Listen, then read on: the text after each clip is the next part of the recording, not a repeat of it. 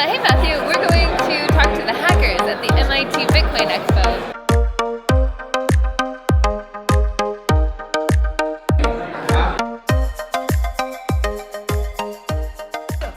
I am Shinobi, a loudmouth from the internet.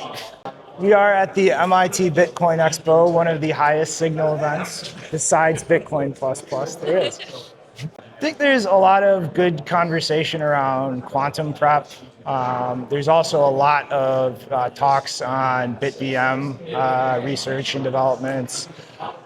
Misha from Alloc is actually presenting on the Pipes 2 proposal for witness encryption, which is one of the most promising ways, I think, to bring new functionality to Bitcoin, given how unwilling anyone is to talk about upgrades or any sensible paths forward.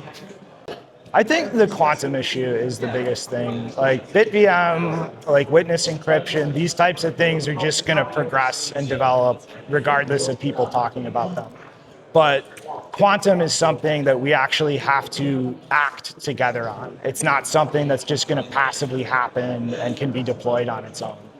And I think it's really important that we start grounding that conversation a little more in honest trade-off discussions instead of just drifting off into these two camps of extremism of the world's going to implode tomorrow, do anything now, and this threat's unicorn farts. Like, why are you scared at all? My background is kind of just self-educated. I just did a lot of research when I first got into the space myself and just got more and more fascinated by the protocol, and then eventually started writing and publishing things. Eventually, Bitcoin Magazine hired me as their technical editor, and I think it's important for people to actually float around and pay deep attention to what people are building in the space without actually contributing or focusing on something themselves, to just have that kind of high-level view that's really difficult for a lot of people to get when they're like down in the weeds working on one specific project or one specific area of something. And I just feel like there's not really that many people who kind of try to step back and have that view. Like, everyone's focused on their own work.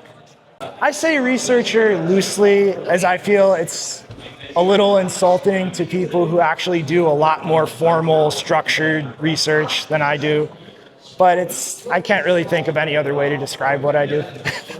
As a researcher, I think quantum is such an important issue to focus on, just because the risk-reward structure. Like, personally, I think the risk of any type of development that matters to Bitcoin in the near term is so absurdly low that any serious concern about it, I think, is just irrational. But at the same time, it's non-zero. And if something does happen, it's a catastrophic system failure. So it's something that we need to thread a needle of, taking seriously and preparing, but not letting ourselves kind of psych ourselves into a panic to the point where we're acting irrationally or not really taking our time to look at the upsides and downsides of different solutions. Actually, I think right now, we're pretty much at the state of we have all that's necessary to have a bare minimum defense or response to quantum. I think BIP 360 and just giving people access to Schnorr functionality and TapScript functionality without having to be long-range exposed in the process, and just a basic, optimized for Bitcoin hash-based signature scheme. Like, that's not going to support the layer 2 ecosystem that we have now. It's not going to support all the functionality, but it's enough that users can be able to just bunker down if something happens and have some safe way to move their coins. And at that point, it's just the risk isn't as bad. And I think the anxiety and the urgency can kind of tone itself down a little bit. And we can spend more time looking at what schemes are quantum safe, but give us the type of functionality we need for the whole ecosystem that we've built up on Bitcoin in the last decade. The most important thing for non-technical Bitcoiners to pay attention to is, I think, the skeptics. Because a lot of the loudest voices on this issue right now are on the doomsday side of things. Like, this is happening tomorrow. We need a comprehensive solution now.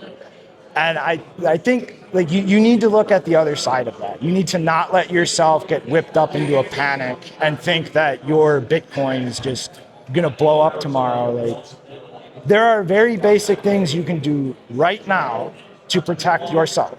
If you use essentially any address format except Taproot, if you don't reuse your addresses and are very careful about that, and do not use someone else's wallet backend, use your own full node, or use something built on the Electrum protocol, which only gives the backend server the hashed address and never the full public key.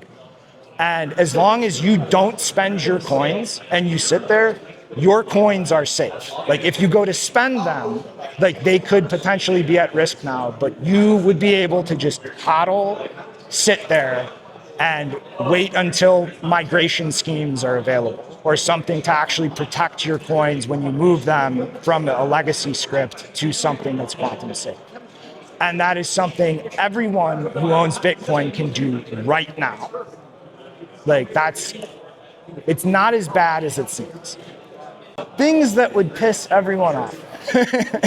I wouldn't call it a fear, it's just dread of having to deal with nonstop misunderstandings and stupidity because people can't understand clear, articulate English. It is pretty much par for the course in this space for somebody to make the most exact, specific, articulate statements that leaves zero ambiguity or room for interpretation of what did they actually mean. And someone will still just hear the complete opposite thing of what that person said and respond to that. And it's just tiring after a point. I feel like I've been in a state of perpetual burnout for probably the last 2 or 3 years.